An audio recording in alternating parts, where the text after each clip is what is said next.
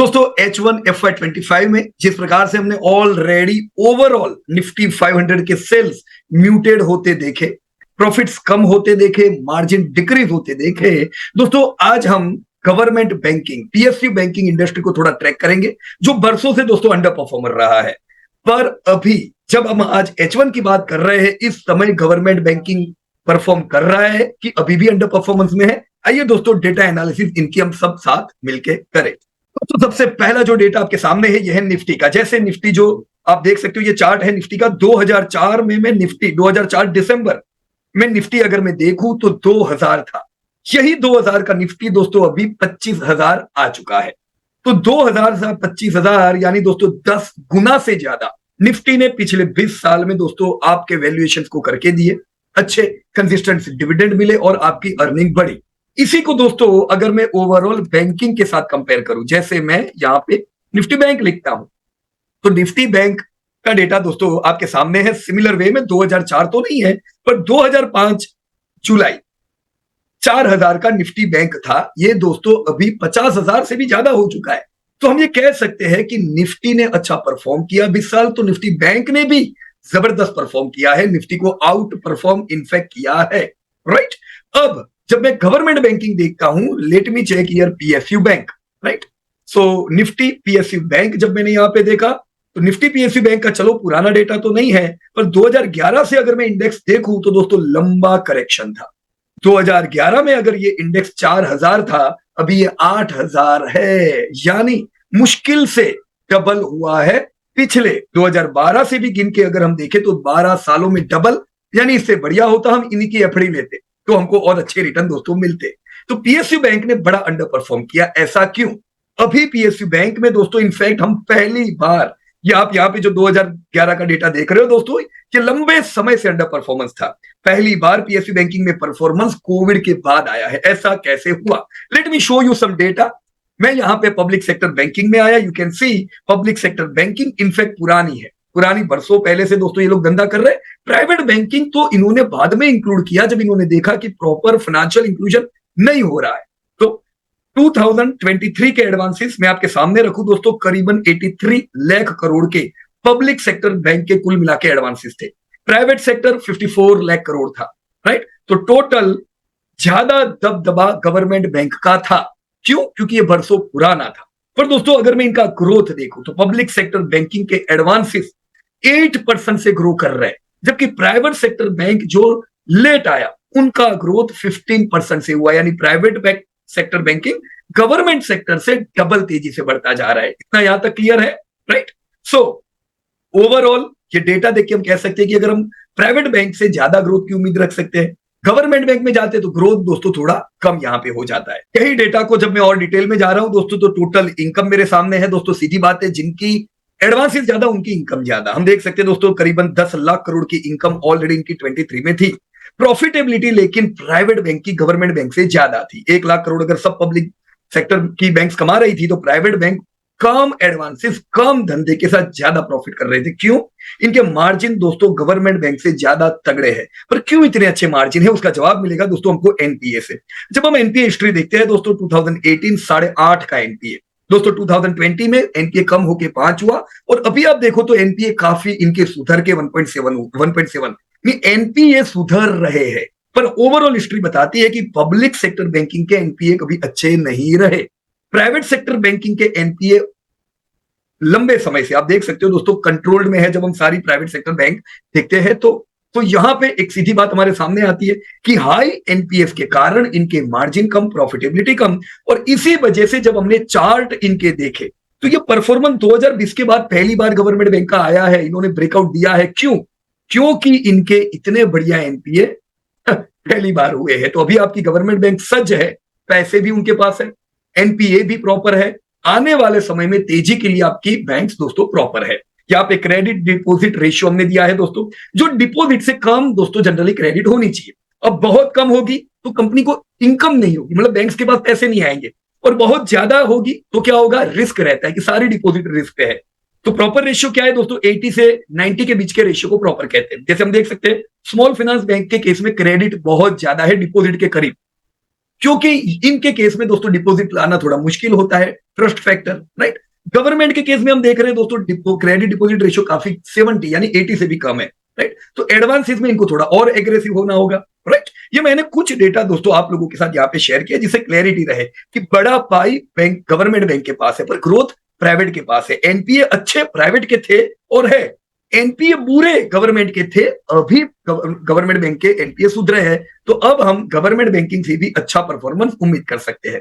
अब यहाँ पे कुछ और डेटा दोस्तों मैं आपको लेटेस्ट डेटा बता रहा हूं क्योंकि ये जो डेटा हमने पहले डिस्कस किए वो 2023 के थे। Now these are exact recent advances अभी के हिसाब से जब H1 के रिजल्ट आए हैं। यू कैन सी दोस्तों 100 लाख करोड़ के करीब एडवांसेस पहुंच चुके थे। अभी हमने देखा तब कितने थे दोस्तों एडवांसेस, राइट। जस्ट अभी हमने जब चेक किए तो 83 लाख करोड़ के एडवांसेस थे 2023 में। अब कितने हो गए दोस्तों, 100 लाख करोड़ के करीब एडवांसेस। बढ़िया ग्रोथ देख रहे हैं हम लोग। एडवांसेस 100 लाख करोड़ के, डिपॉजिट 133 लाख करोड़ की आपके गवर्नमेंट बैंक की। अब जितने ज्यादा एडवांसेस उतनी ज्यादा इनकम। तो सबसे तगड़ा खिलाड़ी नंबर 1 हाथी कौन है दोस्तों, एसबीआई है। 40 लाख करोड़ के एडवांसेस, 50 लाख करोड़ की deposit. Strong portfolio for deposit and strong portfolio for advances is with SBI। तो क्लियर बात होनी चाहिए, लीड करता है यहां पे SBI, राइट। जब मैं इनके एनपीए देख रहा हूं दोस्तों, एनपीएस जो लीडर है उनके सबसे अच्छे है इनफैक्ट, राइट। जो उनके बाद की जैसे बैंक है bank of Baroda, Punjab national bank, advances SBI से तो काफी कम है। पर एनपीए वाइज देखो तो जैसे पंजाब नेशनल बैंक के तो सबसे बुरे एनपीए है। इसी की रिफ्लेक्शन आपको चार्ट में होती होगी। देखो मैं आपको चार्ट बताता हूं। जैसे मैंने यहाँ पे एसबीआई लिखा, right, this is SBI friends, let me disclose, मैं डिस्क्लोजर बता दूं, we have been investing in SBI since long time, right. बरसों से जब ये बुरे हाल थे दोस्तों, लॉसेस कर रहे थे, उस समय भी हमारा इन्वेस्टमेंट था। वी वर एज्यूमिंग दैट जैसे बैंकिंग में इंप्रूवमेंट आएगा, आईबीसी कोड लागू हो चुका था, अब एसबीआई जबरदस्त परफॉर्म करेगी और वही हमने देखा दोस्तों। 150 से 800 ये हमारी आंखों के सामने शेयर डिमेट के अंदर ये ग्रोथ हमने देखा है दोस्तों, राइट। सो इतने बरसों से 2010 से लेके ये कभी परफॉर्म नहीं कर रहा था एसबीआई। क्यों? हाई एनपीए, गवर्नमेंट बैंक में बुरे हाल थे। पर जैसे गवर्नमेंट बैंकिंग इंप्रूव हुआ दोस्तों, उसको लीड किया एसबीआई ने और हमने जबरदस्त रैली देखी। जितने भी पुराने इन्वेस्टर है उन्होंने जबरदस्त पैसा कमाया। ये ब्रेकआउट मोड पे है, रैली मोड में है। Now let me compare it with PNB. अब मैं यहाँ पे पंजाब नेशनल बैंक लाता हूं, राइट। अब पंजाब नेशनल बैंक का ऑलरेडी हमने देखा कि एनपीए एसबीआई जैसा नहीं है, बड़ा हाई है। तो आप देख सकते हो दोस्तों, जब गिरावट आई अपने आईपीओ के दाम पे आए, कितनी बुरी गिरावट। अभी भी जो 2011 में भाव था 280 का, उससे अभी भी ये आधे से आधे है दोस्तों। तो बुरा हाल क्यों है? लोग कहते हैं ऐसी कंपनी लो जो बहुत टूटी हुई है। ऐसा नहीं करने का। बुरा हाल इसलिए होता है क्योंकि आपके जो बैलेंस शीट है उसमें बुरे हाल है। जिनकी बैलेंस शीट क्लियर वो पहले रैली करते हैं। अब आने वाले समय में पीएनबी भी चलेगा, पर टॉप परफॉर्मर कौन? एसबीआई। जब एसबीआई लाइफ टाइम हाई पे कितना बढ़िया रैली किया उन्होंने, अभी भी ये पुराने लेवल से नीचे है। तो दोनों में बढ़िया परफॉर्मेंस किसका? एसबीआई की पीएनबी। एसबीआई कल कौन रैली करेगा? दोनों रैली करेंगे। पर हमेशा स्ट्रॉन्ग कंटेस्टेंट के साथ रहो ताकि दिक्कत ना हो। Now let me even show you bank of Baroda. दोस्तों ये है बैंक ऑफ बड़ौदा, राइट, जिनका परफॉर्मेंस हम ये कह सकते हैं कम से कम पीएनबी से अच्छा है, राइट। पीएनबी से अच्छा परफॉर्मेंस है। देखो चार्ट में भी वही रिफ्लेक्ट हो रहा है। इन्होंने अभी अभी ब्रेकआउट दिया है, राइट, और अब ये परफॉर्म कर रहे हैं। आने वाले समय में बीओबी भी चलेगा, पीएनबी भी चलेगा, पर सबसे तगड़े खिलाड़ी कौन? एसबीआई। आपने चार्ट में क्लियर देखा एसबीआई ने कितना बढ़िया रैली किया हुआ है, राइट। सो व्हाई, उसका जवाब आपको फंडामेंटल से मिलना चाहिए, right. So this are leading company, SBI lead करती है। ये तो उसके बाद है, पर टॉप में तो एसबीआई का नाम आना चाहिए। नाउ यहाँ पे मैंने सेल्स डेटा दिए हुए, देखो ये 6 महीने में एसबीआई ने ऑलरेडी 3 लाख करोड़ का धंधा कर दिया, 40,000 करोड़ का प्रॉफिट कर दिया। उम्मीद रखेंगे कि नहीं कि अभी 6 लाख करोड़ के ऊपर का तो धंधा आने ही वाला है एसबीआई का। प्रॉफिट इनके 80,000 करोड़ के करीब आएंगे, यानी हम 2-3 साल में इनको लाख करोड़ के प्रॉफिट पे पहुंचता देखेंगे। याद है ना आपको, परसों से हम कह रहे हैं कि इंडिया में आप बैंक्स देखोगे जो 2 लाख करोड़ के प्रॉफिट पे पहुंचने वाली है। मिशन 2035 एसबीआई भी होगा, एचडीएफसी बैंक भी होगी, कि जो लीडिंग बैंक है वो जरूर होगी दोस्तों। और देखो वही रास्ते पे जा रहा है। बैंक ऑफ बड़ौदा का धंधा कम, पीएनबी का धंधा कम। क्यों? क्योंकि उनके एडवांसेस एसबीआई के साथ मैच नहीं करते। दूसरी एक बड़ी चीज दोस्तों, मुझे कोई और गवर्नमेंट बैंक की फ्रेंचाइजीज बताओ जो एसबीआई जैसी है। Other franchises, subsidiaries. Life insurance में एसबीआई लीड कर रहा है, जनरल इंश्योरेंस में अच्छा कर रहा है, एएमसीज में लीडर है, फिर बैंकिंग भी अच्छा, सब्सिडरी भी अच्छी। तो कोई सवाल नहीं होना चाहिए कि मैं कौन सी बैंक पीएसयू में से खरीदूं। It's high clear, right. Quality wise वो अच्छा, ग्रोथ उनका ये लोग आप देख सकते हो ग्रोथ भी तगड़ा कर रहे हैं दोस्तों। सेल्स ग्रोथ, इनफैक्ट ये साल अगर मैं देखूं तो गवर्नमेंट बैंकिंग का 14% का ग्रोथ है। This is amazing friends. Why? क्योंकि ये वीक सेक्टर है यार। पिछले दशकों में ये लोग 7-7% से ग्रो कर रहे थे, 14% का ग्रोथ कब देखा। पर अभी निफ्टी 500 का ग्रोथ खाली 10% है, 9-10%।